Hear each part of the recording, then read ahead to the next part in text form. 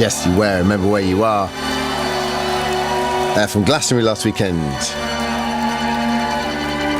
Like we say, catch up on all the action by searching for Glastonbury on BBC Sounds and on the iPlayer 5090. The biggest and best performances from the 5 festival stages. Just search for Glastonbury. Incredible scenes. I think you'll all agree. Everybody's happy. The Zoe Ball Breakfast Show. Steve Carell. I was a DJ at the local radio station. Iconic. That was Peter Gabriel with a little sledgehammer. And no one was listening. Naomi Harris and Chiwetel Ejiofor. Welcome. We're going to play a little game here. Finishing each other's sentences. A food I would use as a face mask is... Avocado? Yes! The Zoe Ball Breakfast Show. Back Monday morning from 6:30 on BBC Radio 2. Yes, indeed. A quick shout out to the Pink Ladies Tractor Run on Sunday. This Harleston in aid of breast cancer.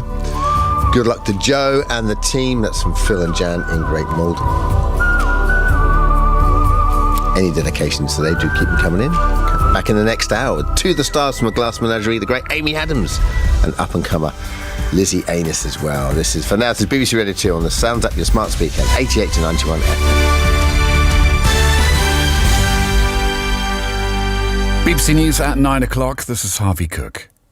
Russian state media has reported that 2 British men have been captured by Moscow's forces in eastern Ukraine and charged with being mercenaries. 22-year-old Dylan Healy is an aid worker from Cambridgeshire, while Andrew Hill has been volunteering for the military. It's understood they're facing the same accusations as the other 2 British men and a Moroccan who've both been sentenced to death, though we haven't been able to verify the claims. Our correspondent Joe Inwood is in Kyiv. That's the real concern now, that these 2 men could be facing a similar fate to those other 3. The small glimmer of hope, though, I guess, is that this could be part of some negotiating tactic. It's been suggested that what the Kremlin is trying to do here, by endangering their lives, putting them in this terrible position, is to increase their value in some sort of subsequent prisoner swap. The parliamentary watchdog is to examine allegations of sexual misconduct by the former Conservative Deputy Chief Whip Chris Pincher, who's accused of groping 2 men at a private members' club. He quit his government job on Thursday, saying he'd embarrassed himself and others. The number of people checking bowel cancer symptoms on the NHS website has increased tenfold after the death of Dame Deborah James. Latest figures show more than 23,000 visits were made to NHS web pages on Wednesday, a day after the campaigner and podcaster died. NHS staff in England are to lose special sick pay arrangements for COVID absence and isolation later this month. Catherine Da Costa has the details. Currently, episodes of sickness absence related to COVID are fully paid for all NHS workers, regardless of their length of service. But from the 7th of July, NHS staff in England will revert to normal contractual sick pay arrangements. The Royal College of Nursing said NHS staff continued to be disproportionately affected by the virus. The Department of Health and Social Care said the decision was part of learning to live with the virus. It added the NHS already provides generous sickness support for staff with up to 6 months full pay and 6 months half pay, depending on the length of service. Manchester Airport's new boss has warned that peak time queues will continue over the summer.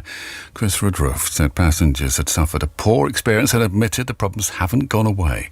The travel expert Simon Calder, who's at the airport, explains why this may be. The airport is overstretched. Of course, we've seen awful scenes at Manchester Airport. Initially, kind of April, we saw really long queues for the security search area, which is absolutely specifically Manchester Airport's responsibility. Drivers have been handed a record 8.6 million parking tickets across Britain by private companies in the last year. Analysis shows an average of 23,000 were issued every day in the 12 months to June, 50% more than 4 years earlier. And Saturday's weather, a band of rain over central parts of the UK will gradually push eastwards. There'll be scattered showers across Northern Ireland and Scotland. And that's the BBC News at 9 minutes past. Thank you, Huff. Now, Saturday Breakfast with Dermot O'Leary. 88 to 91 FM, BBC Radio 2. Oh, very exciting in this parish. Coming up, 6-time Oscar nominee Amy Adams and a co-star in A Glass Menagerie, Lizzie Annis. On for a chat after this.